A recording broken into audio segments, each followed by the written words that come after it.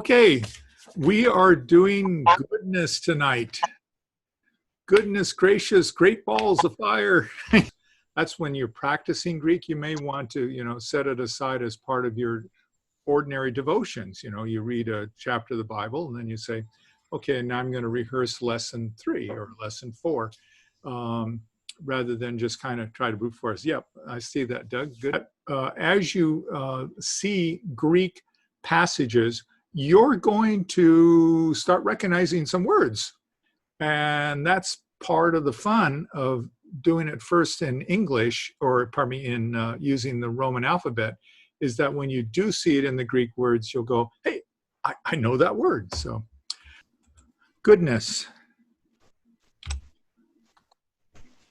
So we're now into, previously we worked with nouns, which were things and objects. Now we're moving into things that I call the intangibles. They could be emotions, but mostly they're things that you can't really put in a box. And so love is one of those words that can't be put in the box. Agape is commonly mentioned in pulpits today because of C.S. Lewis's book, are the Four Loves.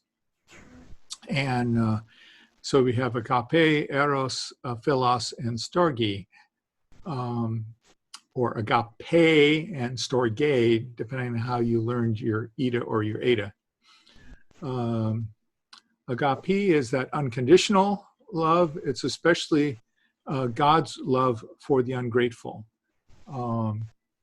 Eros is the spousal love. And it's neither in the Greek Bible or the Septuagint, which is the Greek version of the Old Testament. Philos is friendship, love. Pardon me, the way it's written there, philos, that's a friend. These os endings are nouns. This e ending is a noun. This e ending is a noun. So agape is a feminine ending. Os is a masculine ending. As we've learned so far in all the lessons, masculine and feminine has really very little merit other than it's just the language. So when you have an os or an e, you say this is a noun and it's not the verb. We will be getting into the verbs, and we will use especially agapeo, to say this is I love. So this is just simply the noun for God's love. It's unconditional love. Eros is spousal love. Philos is friendship love. And storge or storge is family love. And it's only mentioned once in the Bible. So when you're looking through the Bible, you really only have 2 words for love to follow up on: philos and agape. Sometimes they can take, so look at how this is set up. Here's a feminine ending noun. They put tos on it, which makes it a masculine ending, and it means beloved one. It's just, if you try to read anything into it here, it's going to fail, because now you got a feminine word that's just become masculine. It's like, what? So anything with agape has the sense of love, but they may have different endings on it, and it's something. So when you're doing your wooden translation, you say, okay, this is something about godly love. I don't know what it's about yet because I don't know the endings, but I see this root word and I know it's something about godly love. God's involved somehow, either in forgiveness one for another, or God's forgiveness for us. But still that sense of unmerited.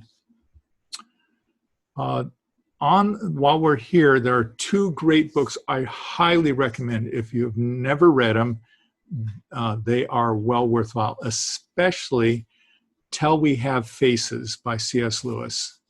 When I read it, I had not been forewarned what it was, and I'm going, boy, this is a strange book. I'm not getting it until about...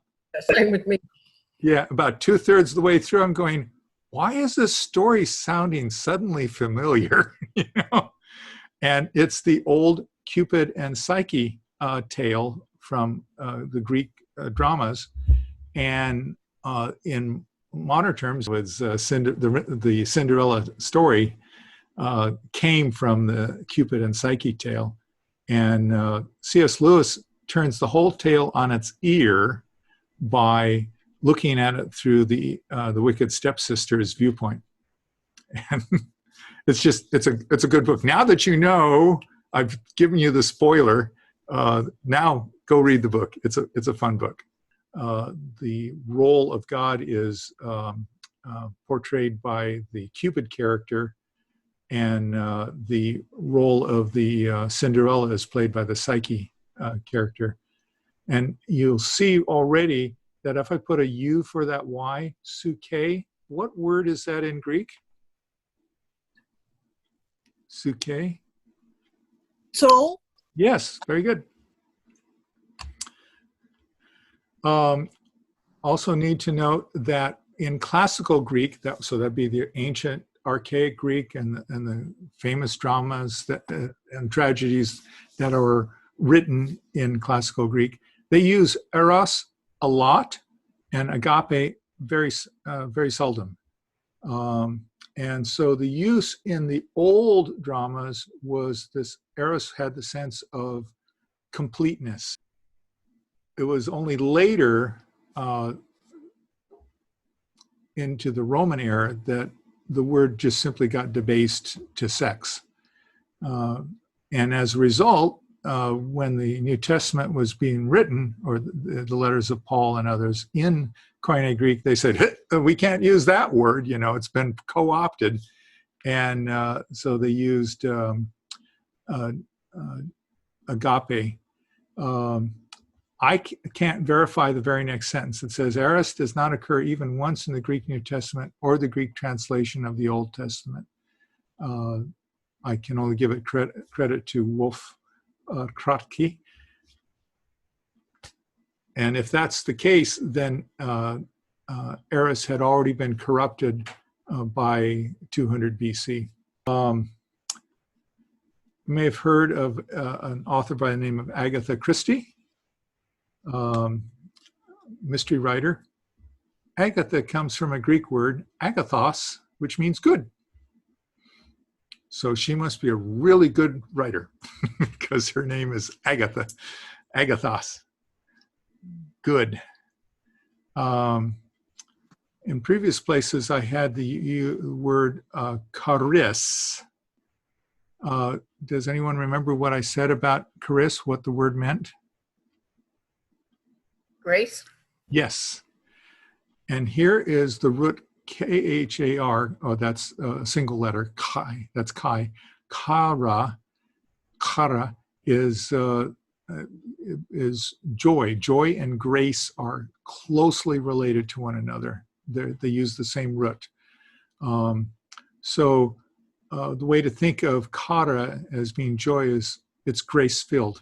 That there's something in my life that is filling me up through grace. It's different than just happiness. There's another word for that. That would be the word blessed. But this one is just that joy, that inner joy in particular of knowing Jesus that is beyond our own capacity to generate. So it's a spiritual gifting that it comes in just simply by trusting Jesus. Kara, joy. This word made it into English. The U became a Y, as is common. Dunamis, from which we get dynamite, dynamo, dynamic, and dynasty. All of these mean power. You could, I've heard some people say, oh, it's explosive power. No, it just says power. And when you get into some of the verbs, you get the sense of dunamis means something or someone is able to do something. So they're empowered to do something, which is different than they came into the church with a keg of dynamite. That's the wrong use of the word dunamis, but, but more of the sense of I'm enabled or empowered. Dunamis, power.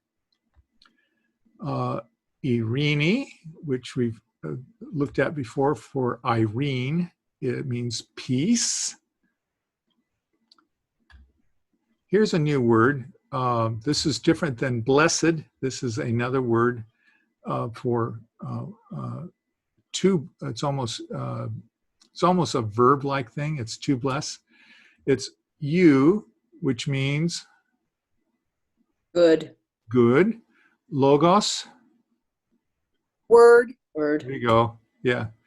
So eulogy is a good word, but eulogete is translates as bless.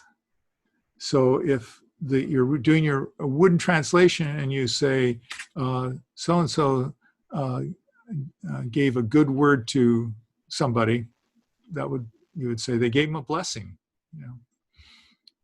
But you could leave it as a wooden word of just saying good word, and the wooden translation would carry. This is an example of Greek words can have variant English meanings or shades of meaning just by your choice of how you feel the sentence is interpreted. So when we go into the wooden translations in lessons 11 through 20, you will see very awkward English sentences, and you'll have to say, how do I make this read correctly in English? And you will then say, what's a variant? Does a variant make it flow smoothly? So anyhow, good words, eulogy, eulogeti, any of that concept. If you forget that it means bless, just simply write in good words. Okay.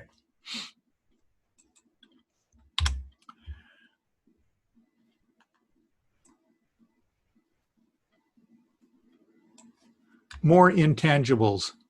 So a generation comes from a Greek word geneo, which means I generate. Here it is in advance, from which we get the word generation. Genea means generation. Geneomenos, the os is a noun, but we don't know what's being generated, so we have to put in parentheses one, the generated one. You won't know who has been generated except by context of the sentence. So this is a word that becomes an adjective, geneomenos, the generated one. Mono means what? One. Mana, pardon me, I'm making a long O, it's a soft O, mana. Genes is, say that again. Mono. One. Mana means what? One. One, okay. One begotten or only begotten. What would be the word for numeric one? There were two words. Get either one of them, you're right. Him. In. Yeah. Yep, what's the other one? Ice. Ice, very good. So mono is more of the sense of aloneness. Sense is monogamous. It's only marriage. It's alone marriage. It's not shared with anyone else. Gnosis is just simply knowledge. We're going to see lots of words that use this stem throughout the New Testament. And it's where we get the English word Gnostic. They had secret knowledge that you had to come into their camp and learn their secret rituals, and then you could be let in on the great scheme or the great secret, and which just went completely opposite of what the Christian message was it's for everybody. It's an open secret. It's a mysterion that has been openly exposed to all. And so Gnosis by itself is knowledge. If you talk about the Gnostics, then it's like some sort of secret knowledge. This word made it into English, hilaros. should we get the word hilarity or hilarious? And it just means to be cheerful. But more than cheerful, kind of exceedingly cheerful. So God calls us to be hilaros donors with our money. So we donate gift with rapturous joy. Just like, wow, I get to give money away. That's the kind of the concept. Huppa. I used to say hupo, but huppa means what? Under. Now, Monet, notice this is different than there's mena, and Monet, or Manet. I'm even having trouble. I'm still dropping back to my old way of making long O's, but they're spelled similarly, but they're two different words. This is an easy place to make confusion between the two. Manet means to build. It's so here is the sense of I'm building up something, or I'm living in a building, or I'm abiding in something. So hupa monet means I'm under building, or I'm undergirding something, and it carries with it, when you translate it, to bear up under. You could use the modern word endurance, but for the raw wooden Greek, it means to bear up under. When you bring it into modern English, you might use the word endure. Kalos is good. A good what? We don't know, so we have to put in parentheses one, a good one. It's an adjective that is acting like a noun. And then you've got kalos. All that's different is this is the omicron, the little o, and this is the omega, big O. It's the same root word, kal. They both mean good, but one is an adjective and the other is an adverb. So this one affects a noun. So a good thing or a good person is kalos. Kalos means I'm doing whatever the verb is very well, expertly, competently. If you translate them both as good, you'll get the sense of it in the when you get the whole sentence put together. But do know that you do have adjectives and adverbs that both mean good at their root, but they have different intents because one's affecting a verb and the other's affecting a thing. On the flip side, this is not a good word. Kakos is not a good word. It's bad.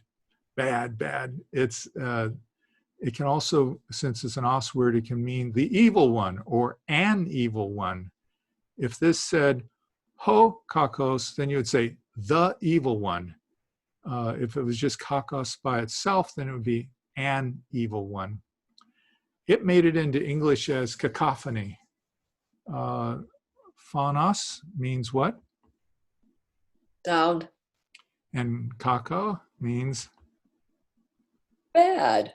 Bad sound. Bad sound. Is it also the scatological origin of caca? Yes, you got it. So a cacophony is something that's just terribly, horridly voiced. It's the opposite of kalos. Here are two other words I've done before, katharos, from which we get the word cathartic. I think I mispronounced it in a previous lesson as kathartos. It's katharos. Katharos means clean or pure.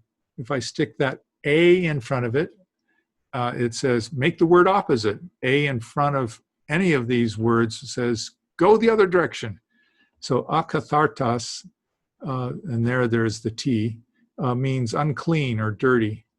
Question. Yes. What does the Ka mean for kalos and catharsis? What does does KA have a special meaning?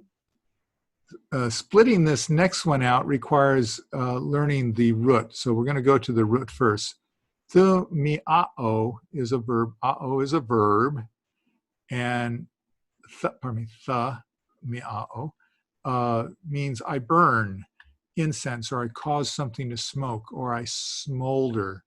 So this was the word they would use when they were burning incense, and they saw what was happening when a person is got really holding their emotions in and they're really angry, but they haven't exploded yet. They got that sense of smoldering. So this word about burning incense then got moved over to describe the emotion, the bad emotion that a person is having. So here is, so in a sense, it's kind of like it's a bad emotion to be smoldering. But when you put macro in it, it doesn't necessarily make it a good emotion. It just means it takes you a long time to explode. So macrothumia is as much smoldering. In other words, it comes across as having a long fuse or a really slow burn. So someone who has macrothumia has patience. And the word gets translated as patience. But if you translate it in Wooden as much smoldering, and then you read it in context, you go, oh, it's just saying this person has patience. You know? They don't explode at a whim. Kind of a fun word. Morphe is a form or a shape. This one is a hard one for me to pronounce. Anthropomorphic. Anthro means what? Man. Mankind. And morphos is shape. Anthropomorphic. So this is an English word using Greek roots. And so to be anthropomorphic is something is in the form or shape of a human. You know, it might be a physical statue or a rock that looks like a human. See that face there up on the, you know, on the rock, or look at the moon, you go, see the man in the moon, that's making an anthropomorphic statement. And sometimes we'll use this about God. We'll say he does certain things or he has certain emotions. That's reading anthropomorphic emotions to God, into God's personality. But just the word by itself, morphe, just means form or shape. There's a, so I'd forgotten I was going to be doing some verbs here. Okay, so here's another verb, morpho-o. Morpho-o. This is an omicron and an omega. So two O sounds in a row, morpho-o, means I am changing form or shape. And the often you'll see it with the word metamorphic. Meta means what? I see a hand. Pat, you want to go for it? No, I was just big. I was thinking big, but I don't think that's right. That's a mega. Yeah, okay. Meta. Okay, it means with. Go ahead. With, that's right, with. With, yeah. Kind of like soon. Soon and meta both are synonyms for the word with. And we get it in the book of Romans as the word transform. So with, change, form, shape, I could put this in a wooden form. I would say, I forthwith change my form, or forthwith change my shape, is to be metamorphic, to transform. Sophia, another good word, is the word for wisdom. We talked about Hagia Sophia, the church in Istanbul, or church building in Istanbul. And so Sophos also would be a wise one. Sophia is just simply wisdom by itself. So on this one page that we've gotten, we've seen different endings. We've seen mapping of prepositions with roots. We've seen negativation of a word by just putting the letter A in front. We've seen the tone of a word that might be bad get modified by slowing down. So this is a slow burn. I'm going to slow it way down, so now it becomes a positive virtue, patience. Eklektoi, not electric, or but it might come across as eclectic, depending on if I want to split it right here. But that ek is indeed the word for, anyone? Out of? Out of, yeah. Eclectic ones. So these are people who are chosen or favored. They've been elected out of something. And it doesn't say elected, it says eclectic. But the idea is that they're out of a larger population pool, and they carries the sense that they're the chosen one, the favored ones. And in English, the cheat word for me would be elected or election, to help me remember eklektoi. The oi is what kind of ending? Plural. Thank you. You're on to me. Okay. Heteros is made it into English. For example, the word heterosexual. Heteros means different. So since this is a noun, I really should put the word one in parentheses right here, a different one, because I'm not telling you what is different. I'm just saying, here's a different thing or a different person. So you would need to put the word in parentheses one right here, different one, parentheses. Mysterion. The U becomes a Y. It's a direct right into English, mystery. So Paul says, I tell you a new mysterion.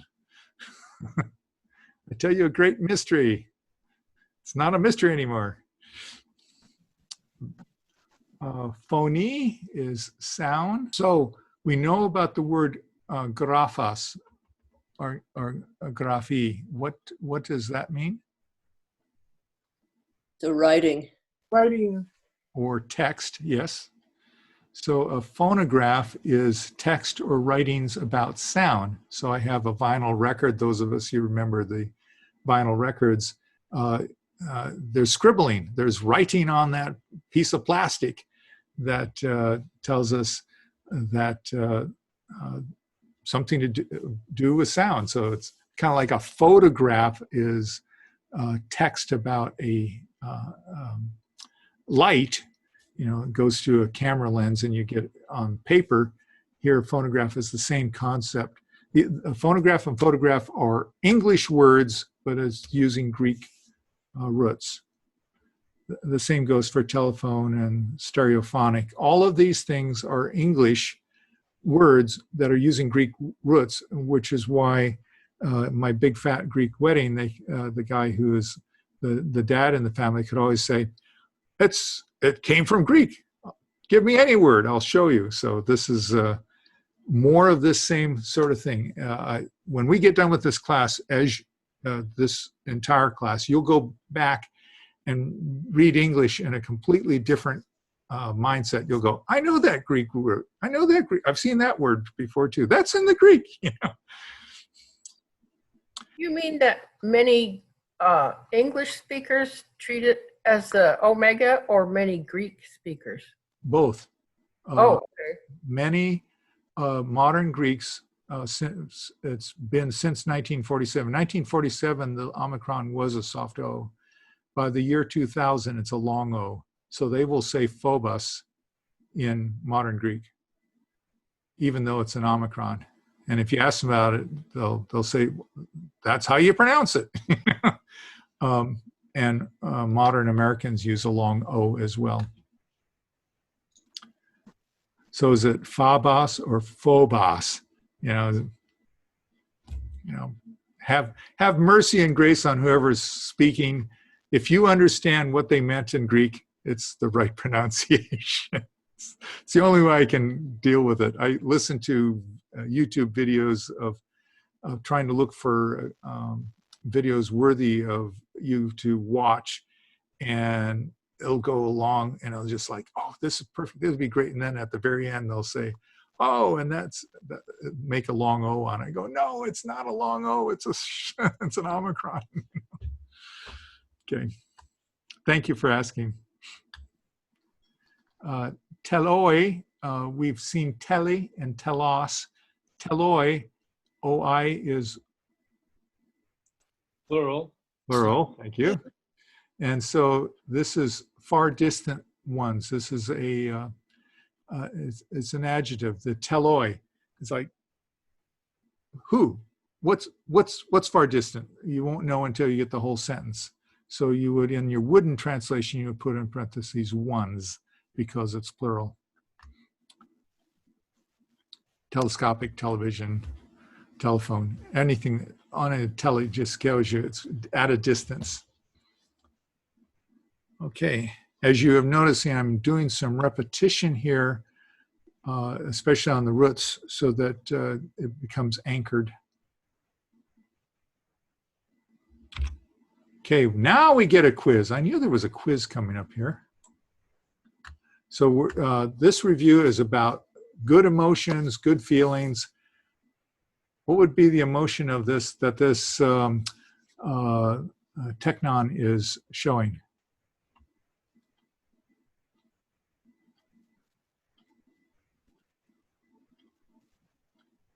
What would be the English word? Kara. Kara, right. And what did you say? I said Hillary. Oh, hilaros. Oh, that would work. Okay. Definitely exuberant, yes. Hilaros has that sense of joy as well. Good catch.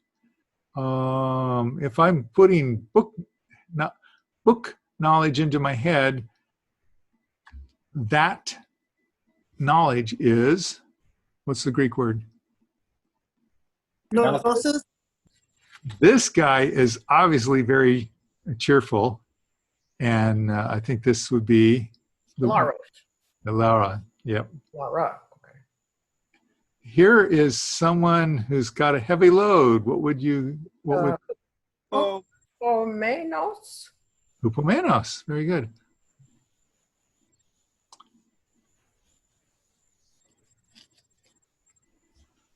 How about this one? Guy washing hands. Cathartic. Could be two words. Yeah. Catharos. Catharis. Very good. Cacophony. You've been watching too many TV shows. Yes, that would work. That would accept. Very good. Yeah. Now I'm confused. I can't think of what I was intending this guy to be. Yeah, that'll work. I love that one. Microphonos. Yeah. So this is joy. This was hilarious. This is patience, knowledge, and clean. Clean, yes. Phony. This would be phony right here. Sound. Very good. If that was grease and oil coming out of that spigot and you're rubbing your hands in it, what would be happening? What word would you use? Kakos. Kakos. Oh, that would be one. Akatharos. Yes, catharsis. Yeah, Catharsis. yeah. Catharsis. Right. Catharsis. Yeah. Yep.